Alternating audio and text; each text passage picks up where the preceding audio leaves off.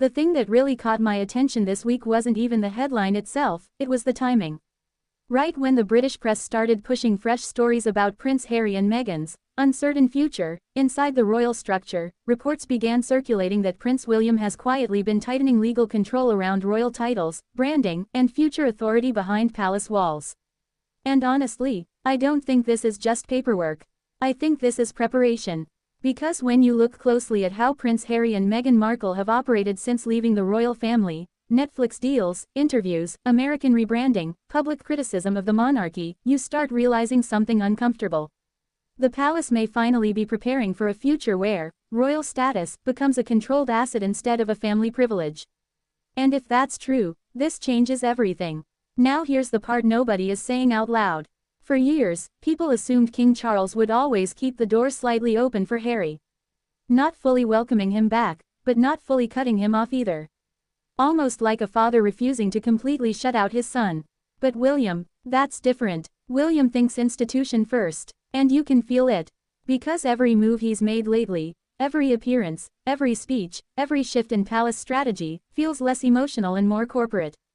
More disciplined, more calculated, almost like he's already thinking as king. And the scary part for Harry and Meghan is this. If William becomes king with this mindset already locked in, their remaining royal connection could become symbolic only. Not influential, not protected, not useful, just symbolic. And I know some people will hear that and say, well, Harry already left, so why does it matter? But that's exactly the trap. Because leaving the institution emotionally is not the same as losing the institution legally. There's a massive difference. And I think William understands that better than anyone. If you're new to Leonor's story, subscribe, I post every day. Because what's happening inside royal families right now, not just Britain, but even with Princess Leonor in Spain, is that younger heirs are becoming obsessed with control, image management, and long-term survival. This isn't the old royal era anymore.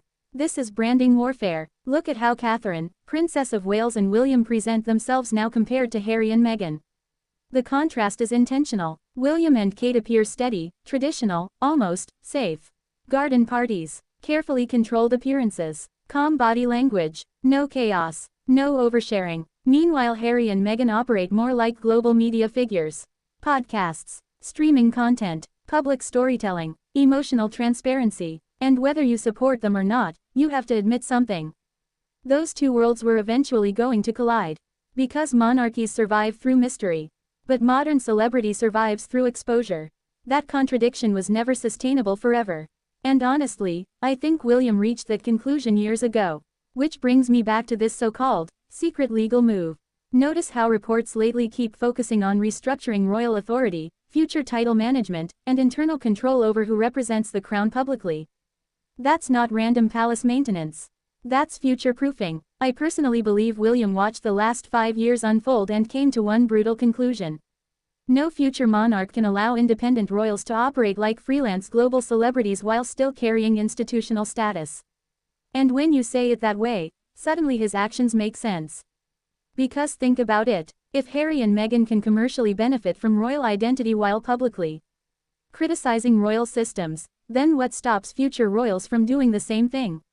That's the institutional nightmare, not the interviews, not the documentaries, the precedent. That's what scares the palace. And honestly, I don't think enough people understand how deeply monarchy depends on hierarchy. Without hierarchy, royalty becomes influencer culture. That's why William seems so determined to tighten boundaries. Some people online are calling him cold for it. Others say he's punishing Harry. But I actually think William sees himself as protecting the monarchy from fragmentation. Whether he's right or wrong is a completely different conversation. But his logic, I can see it. And here's where this gets even more interesting. The media keeps framing this like a family feud.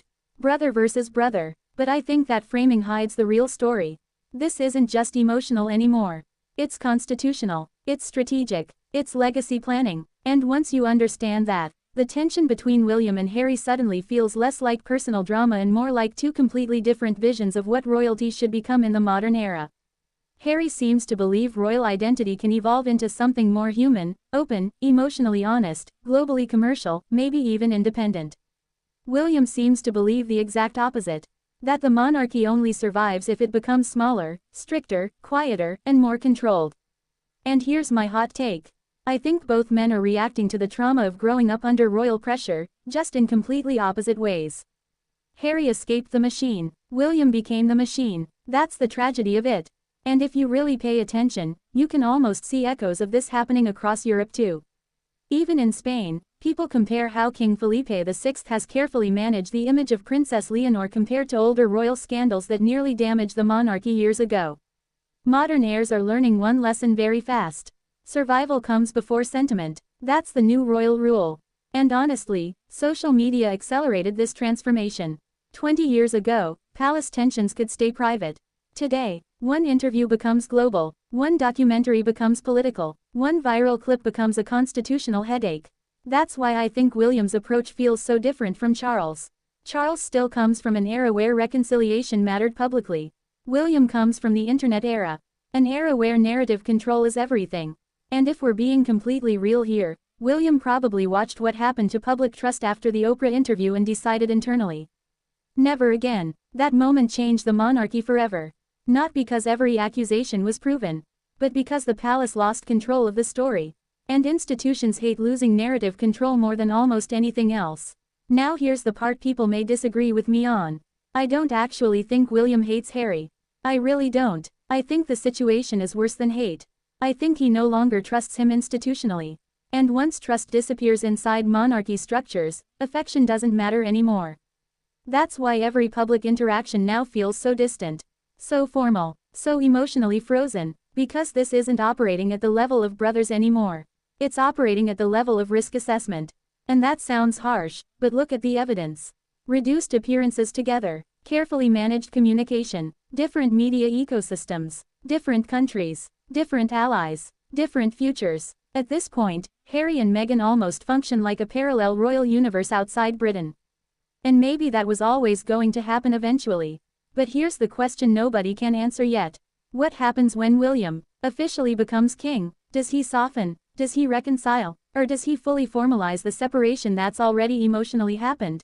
Because if these quiet legal protections and institutional restructuring reports are accurate, then the monarchy under William could look dramatically different from the monarchy under Charles. Smaller, more guarded, less forgiving, more professionalized, almost like a royal version of a modern corporation. And weirdly enough, I think younger audiences understand this shift better than older generations do.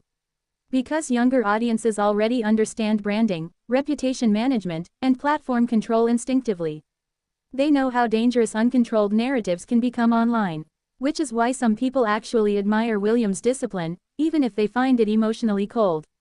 Meanwhile, others admire Harry and Meghan for challenging systems publicly and choosing personal freedom over institutional obedience. That's why this story became so massive globally.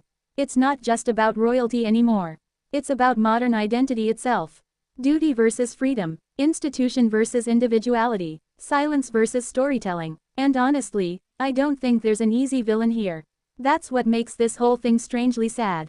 Because when you strip away the crowns, titles, and media narratives, this still started as two brothers shaped by the same childhood trauma who ended up choosing opposite survival strategies. One stayed inside the palace walls. The other walked out, and now the distance between them feels almost impossible to reverse. But if William's latest legal positioning really is about locking down the future authority of the monarchy, then Harry and Meghan may need to prepare for something difficult. A future where their royal identity carries history, but no longer carries power. And in my opinion, that future may already be quietly starting behind palace doors.